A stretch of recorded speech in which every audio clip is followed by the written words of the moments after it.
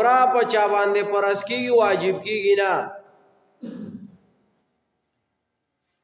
لیکن که یو سړی داخله وکړه د عمرې دپاره او بیا په لار کې داسې څه مسله راله چې دی پاتې شو، نو دا اوس نفل کارو د پې شروع وکړه. لکه داخله عمرې له کړې وه، کرونا پې راغی، کرونا دی د عمرې نه پاتې کو، د هغې د وجې نه الله پاتې کو. اوس دا وبا ختمه شو، نو دی به نه وایي چې زما سره اوس پیسې نشته عمره به نه کوم، د باندې اوس عمره واجب ده.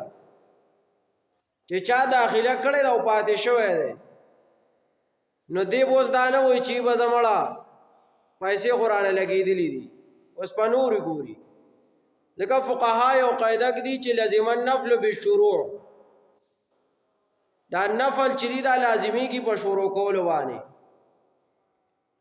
یو سړی نفل باندې لا ولاړ نه دی، نیت یې نه دی تړلی،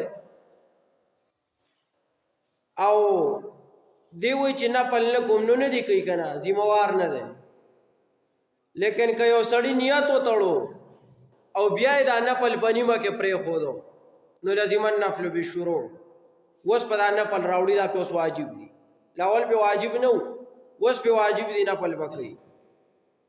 یا یو سړي نفلي روژه ونیوه، نو دا نفلي روژه خو په ده باندې واجب نه وه، لیکن چې ونیوه او څه ټیم پکې تیر شو، نو ده ته څه مسله مخې ته راغله، وي ماتومه یې، نو ماته یې کړه.